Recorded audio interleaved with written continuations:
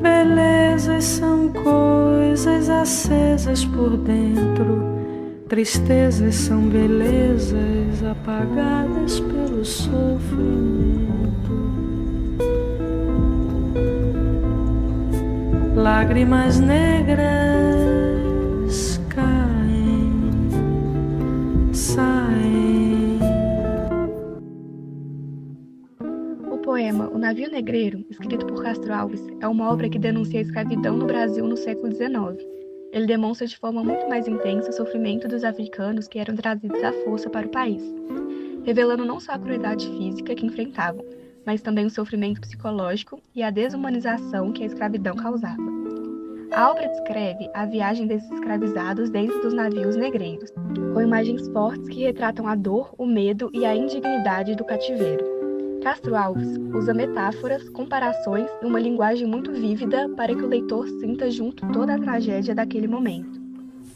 Além disso, o ritmo e a musicalidade do poema ajudam a transmitir emoção, como se o próprio texto clamasse por justiça. O tráfico de africanos escravizados foi um crime gigantesco contra a humanidade. Estima-se que mais de 12 milhões de pessoas foram tiradas de suas terras e atravessaram o oceano em condições subhumanas. O Brasil recebeu a maior parte delas, quase 5 milhões. Castro Alves sabia disso e em seu poema não trata os africanos como números, mas como pessoas. Ele denuncia o silêncio da natureza diante do sofrimento humano. É como se a natureza fosse cúmplice do crime. O presente trabalho tem como objetivo analisar o poema O Navio Negreiro de Castro Alves a partir de 4 perspectivas críticas encontradas em estudos acadêmicos recentes. A análise busca mostrar a compreensão do contexto histórico da escravidão e provocar uma reflexão crítica sobre as consequências desse passado no presente, especialmente quanto à permanência da desigualdade e das marcas do racismo na sociedade brasileira. A pesquisa se baseia em 4 artigos principais. O primeiro é da imaginação em Castro Alves, quando a poesia abraça a história e realiza a crítica do real, de Maria das Graças Gomes, que está presente nas páginas 73 a 86. A autora interpreta o poema a partir da imaginação filosófica, inspirando-se em pensadores como Fichte e Bachelard. Segundo Gomes, nas páginas 74 e 75, a imaginação é um instrumento que permite ao poeta transcender a história e transformar o sofrimento dos escravizados em um símbolo universal da injustiça.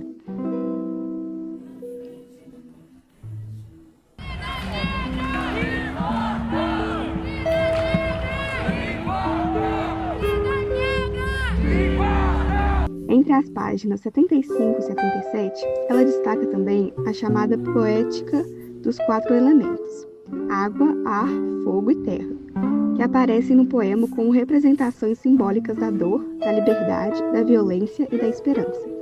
Para ela, a imaginação não é fuga da realidade, mas uma forma de crítica e compreensão do real, capaz de despertar solidariedade e esperança, como afirma nas páginas 82 a 86.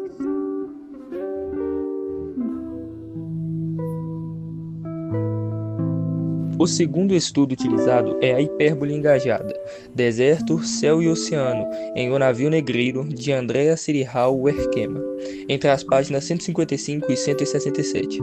Nessa análise, a autora explica que o principal recurso poético de Castro Alves é a hipérbole, o exagero expressivo que intensifica o poder emocional e político do poema.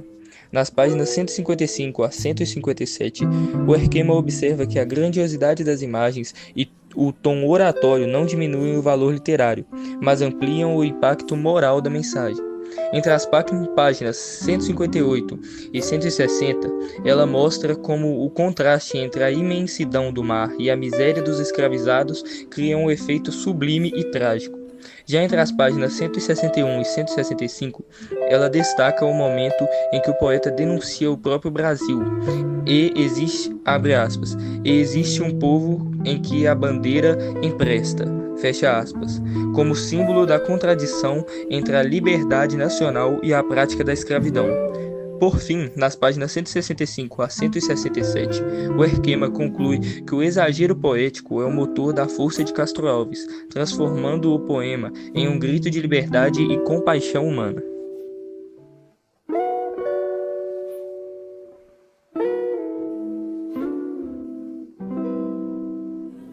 O terceiro artigo, a denúncia social escravocrata em O Navio Negreiro, de Castro Alves e Cíntia Terezinha, Fabre Esporte e colaboradores, compreende as páginas 121 a 128. Esse estudo enfatiza o contexto histórico do século XIX e a importância de compreender o poema como documento simbólico da resistência negra. Nas páginas 121 a 123, as autoras situam a obra dentro do romantismo brasileiro e da luta abolicionista, mostrando como Castro Alves se torna o poeta dos escravos. Entre as páginas 124 e 126, elas analisam o canto 4 do poema, que descreve de forma comovente o sofrimento dos negros nos navios, destacando a transformação da dor em denúncia poética. Nas páginas 127 e 128, concluem que o poema representa uma forma de libertação simbólica, em que a poesia dá voz aos silenciados e faz da arte um instrumento de justiça e memória histórica. Essa leitura reforça a necessidade de compreender o contexto da escravidão e de refletir criticamente sobre as suas consequências sociais, ainda presentes no Brasil contemporâneo. Polifonia e intertextualidade em O Navio Negreiro, Efeitos de Sentido, de Fábio Stoffels, publicado entre as páginas 1 e 11, propõe uma leitura linguística textual.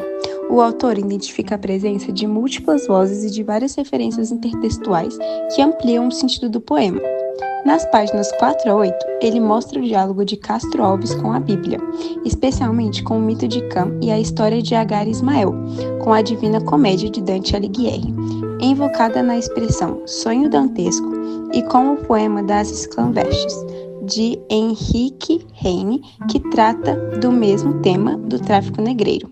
Nas páginas 9 a 11, Stoffels afirma essas referências formam uma polifonia, um conjunto de vozes do poeta e dos escravizados, dos expressores e de Deus, que transformam um poema em uma obra coletiva e universal, onde o passado e o presente dialogam na denúncia da injustiça.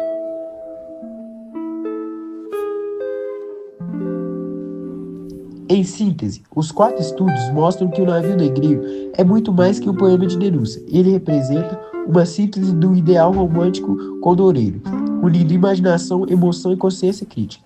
Castro Alves utiliza a imaginação poética como mostra Maria das Graças Gomes, presentes nas páginas 73 a 86.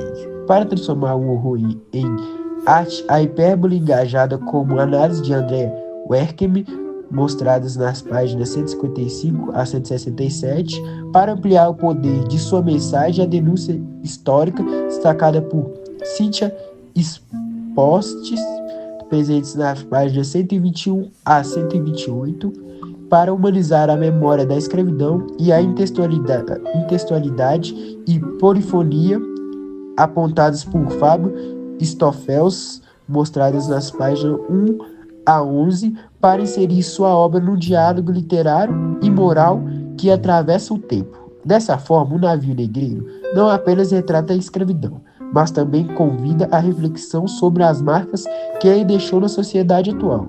A poesia de Castro Alves continua ecoando como um grito de liberdade, humanidade e justiça, lembrando que compreender o passado é essencial para transformar o presente.